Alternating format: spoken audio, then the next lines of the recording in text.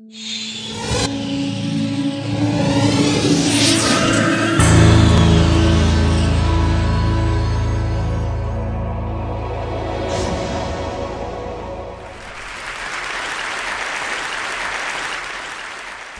do you explain when things don't go as we assume?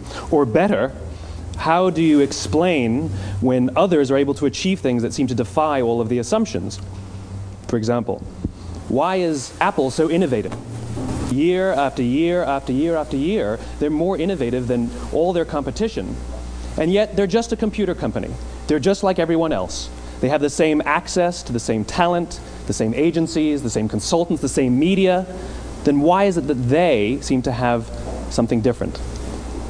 Why is it that Martin Luther King led the civil rights movement? He wasn't the only man who suffered in a pre-civil rights America, and he certainly wasn't the only great orator of the day. Why him? And why is it that the Wright brothers were able to figure out controlled powered manned flight when there were certainly other teams who were better qualified, better funded, and they didn't achieve powered manned flight, and the Wright brothers beat them to it? There's something else at play here. About 3.5 years ago, I made a discovery. And this discovery profoundly changed my view on how I thought the world worked, and it even profoundly changed the way in which I operate in it. As it turns out, there's a pattern. As it turns out, all the great and inspiring leaders and organizations in the world, whether it's Apple or Martin Luther King or the Wright brothers, they all think, act, and communicate the exact same way, and it's the complete opposite to everyone else. All I did was codify it. And it's probably the world's simplest idea. I call it the golden circle.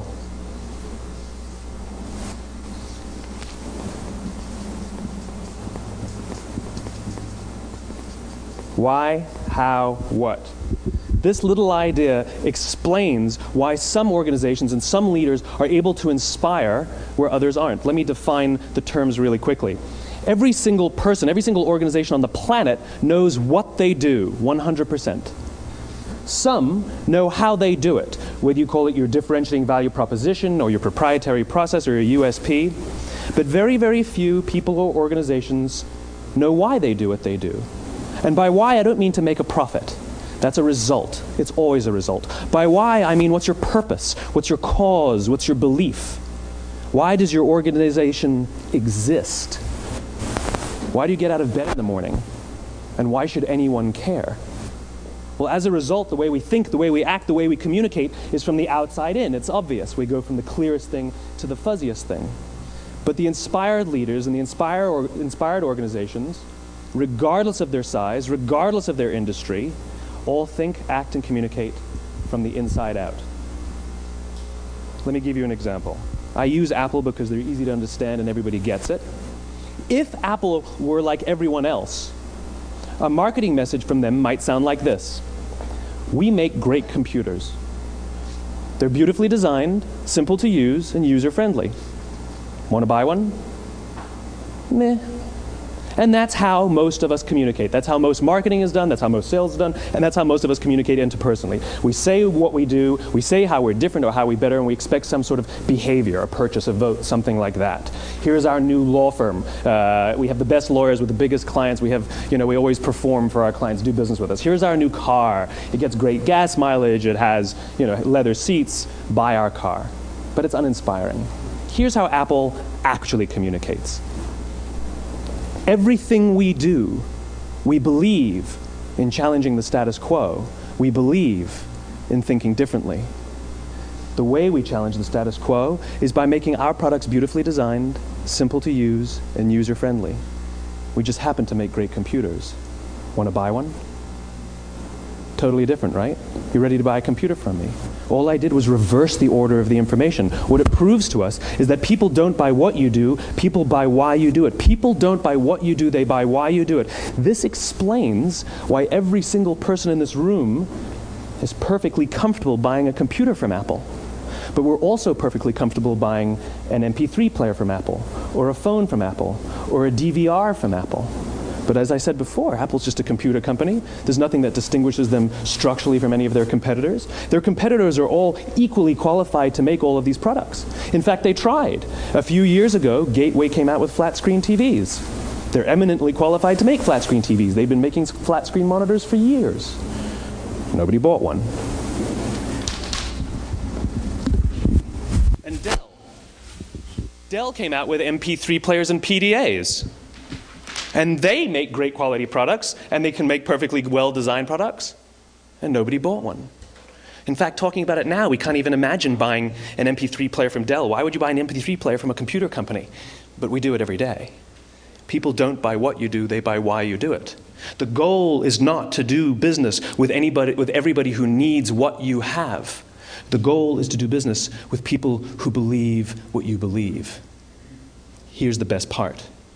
None of what I'm telling you is my opinion. It's all grounded in the tenets of biology, not psychology, biology. If you look at a cross-section of the human brain, looking from the top down, what you see is the human brain is actually broken into three major components that correlate perfectly with the golden circle. Our newest brain, our Homo sapien brain, our neocortex, corresponds with the what level. The neocortex is responsible for all of our rational and analytical thought and language. The middle two sections make up our limbic brains, and our limbic brains are responsible for all of our feelings, like trust and loyalty. It's also responsible for all human behavior, all decision-making, and it has no capacity for language. In other words, when we communicate from the outside in, yes, people can understand vast amounts of complicated information like features and benefits and facts and figures. It just doesn't drive behavior. When we communicate from the inside out, we're talking directly to the part of the brain that controls behavior, and then we allow people to rationalize it with the tangible things we say and do. This is where gut decisions come from. You know, sometimes you can give somebody all the facts and your figures, and they say, I know what all the facts and details say, but it just doesn't feel right. Why would we use that verb? It doesn't feel right. Because the part of the brain that controls decision-making doesn't control language. And the best we can muster up is, I don't know, it just doesn't feel right. Or sometimes you say you're leading with your heart or you're leading with your soul. Well, I hate to break it to you, those aren't other body parts controlling your behavior. It's all happening here in your limbic brain, the part of the brain that controls decision-making and not language. But if you don't know why you do what you do, and people respond to why you do what you do, then how will you ever get people to vote for you or buy something from you, or more importantly, be loyal and want to be a part of what it is that you do? Again, the goal is not just to sell people who need what you have. The goal is to sell to people who believe what you believe. The goal is not just to hire people who need a job. It's to hire people who believe what you believe. I always say that, you know, there's, if you hire people just because they can do a job, they'll work for your money. But if you hire people who believe what you believe, they work for you with blood and sweat and tears. And nowhere else is there a better example of this than with the Wright brothers. Most people don't know about Samuel Pierpont Langley. And back in the early 20th century, the pursuit of powered man flight was like the dot-com of the day. Everybody was trying it. And Samuel Pierpont Langley had what we assume to be the recipe for success. I mean, even now, when you ask people, why did your product or why did your company fail? And people always give you the same permutation of the same three things. Undercapitalized, the wrong people, bad market conditions. It's always the same three things. So let's explore that. Samuel Pierpont Langley was given $50,000 by the War Department to figure out this flying machine. Money was no problem. He held a seat at Harvard and worked at the Smithsonian and was extremely well connected. He knew all the big minds of the day. He hired the best minds money could find, and the market conditions were fantastic. The New York Times followed him around everywhere, and everyone was rooting for Langley. And how come we've never heard of Samuel Pierpont Langley? A few hundred miles away in Dayton, Ohio, Orville and Wilbur Wright. They had none of what we consider to be the recipe for success. They had no money. They paid for their dream with the proceeds from their bicycle shop. Not a single person on the Wright brothers' team had a college education, not even Orville or Wilbur. And the New York Times followed them around nowhere. The difference was Orville and Wilbur were driven by a cause, by a purpose, by a belief. They believed that if they could figure out this flying machine, it'll change the course of the world. Samuel Pierpont Langley was different. He wanted to be rich, and he wanted to be famous. He was in pursuit of the result. He was in pursuit of the riches. And lo and behold, look what happened. The people who believed in the Wright brothers' dream worked with them with blood and sweat and tears. The others just worked for the paycheck. And they tell stories of how every time the Wright brothers went out, they would have to take 5 sets of parts because that's how many times they would crash before they came in for supper. And eventually, on December 17th, 1903, the Wright brothers took flight. And no one was there to even experience it. We found out about it a few days later. And further proof that Langley was motivated by the wrong thing, the day the Wright brothers took flight, he quit. He could have said, "That's an amazing discovery, guys. Now we'll improve upon your technology." But he didn't. He wasn't first. He didn't get rich. He didn't get famous. So he quit. People don't buy what you do, they buy why you do it. And if you talk about what you believe, you will attract those who believe what you believe. Well, why is it important to attract those who believe what you believe? Something called the law of diffusion of innovation. And if you don't know the law, you definitely know the terminology. The first 2.5% of our population are our innovators. The next 13.5% of our population are our early adopters. The next 34% are your early majority, your late majority, and your laggards. The only reason these people buy touch-tone phones is because you can't buy rotary phones anymore. We all sit at various places at various times on the scale, but what the law of diffusion of innovation tells us is that if you want mass market success or mass market acceptance of an idea, you cannot have it until you achieve this tipping point between 15 and 18% market penetration, and then the system tips. And I love asking businesses, what's your conversion on new business? And they love to tell you, oh, it's about 10%, proudly. Well, you can trip over 10% of the customers. We all have about 10% who just get it. That's how we describe them, right? That's like that gut feeling, oh, they just get it. The problem is, how do you find the ones that just get it before you're doing business with them versus the ones who don't get it? So it's this here, this little gap, that you have to close, as Geoffrey Moore calls it, crossing the chasm. Because you see, the early majority will not try something until someone else has tried it first. And these guys, the innovators and the early adopters, they're comfortable making those gut decisions. They're more comfortable making those intuitive decisions that are driven by what they believe about the world and not just what product is available. These are the people who stood online for 6 hours to buy an iPhone when they first came out, when you could have just walked into the store the next week and bought one off the shelf. These are the people who spent $40,000 on flat-screen TVs when they first came out, even though the technology was substandard. And by the way, they didn't do it because the technology was so great. They did it for themselves. It's because they wanted to be first. People don't buy what you do, they buy why you do it. And what you do simply proves what you believe. In fact, people will do the things that prove what they believe. The reason that person bought the iPhone in the first 6 hours, or stood in line for 6 hours, was because of what they believed about the world and how they wanted everybody to see them. They were first. People don't buy what you do, they buy why you do it. So let me give you a famous example, a famous failure and a famous success of the law of diffusion of innovation. First, the famous failure. It's a commercial example. As we said before a second ago, the recipe for success is money and the right people and the right marketing conditions, right? You should have success then. Look at TiVo.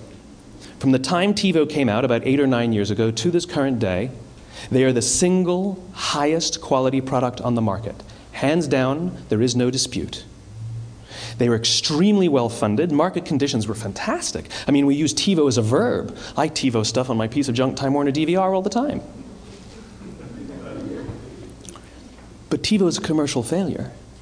They've never made money. And when they went IPO, their stock was at about $30 or $40 and then plummeted, and it's never traded above 10.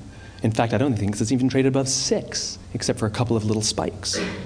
Because you see, when TiVo launched their product, they told us all what they had.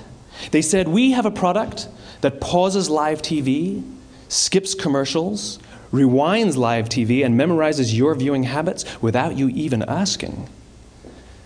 And the cynical majority said, we don't believe you, we don't need it, we don't like it, you're scaring us. What if they had said, if you're the kind of person who likes to have total control over every aspect of your life, boy, do we have a product for you. It pauses live TV, skips commercials, memorizes your viewing habits, etc., etc. People don't buy what you do, they buy why you do it, and what you do simply serves as the proof of what you believe. Now let me give you a successful example of the law of diffusion of innovation. In the summer of 1963, 250,000 people showed up on the Mall in Washington to hear Dr. King speak. They sent out no invitations, and there was no website to check the date. How do you do that? Well, Dr. King wasn't the only man in America who was a great orator. He wasn't the only man in America who suffered in a pre-civil rights America. In fact, some of his ideas were bad. But he had a gift. He didn't go around telling people what needed to change in America. He went around and told people what he believed. I believe, I believe, I believe, he told people. And people who believed what he believed took his cause and they made it their own, and they told people. And some of those people created structures to get the word out to even more people. And lo and behold, 250,000 people showed up on the right day, on the right time to hear him speak. How many of them showed up for him? 0. They showed up for themselves. It's what they believed about America that got them to travel on a bus for 8 hours to stand in the sun in Washington in the middle of August. It's what they believed, and it wasn't about black versus white. 25% of the audience was white. Dr. King believed that there are 2 types of laws in this world, those that are made by a higher authority and those that are made by man. And not until all the laws that are made by man are consistent with the laws that are made by the higher authority will we live in a just world. It just so happens that the civil rights movement was the perfect thing to help him bring his cause to life. We followed him not for him, but for ourselves. And by the way, he gave the I have a dream speech, not the I have a plan speech. Listen to politicians now with their comprehensive 12-point plans. They're not inspiring anybody. Because there are leaders and there are those who lead. Leaders hold a position of power or authority, but those who lead inspire us. Whether they're individuals or organizations, we follow those who lead not because we have to, but because we want to. We follow those who lead not for them, but for ourselves. And it's those who start with why that have the ability to inspire those around them or find others who inspire them. Thank you very much.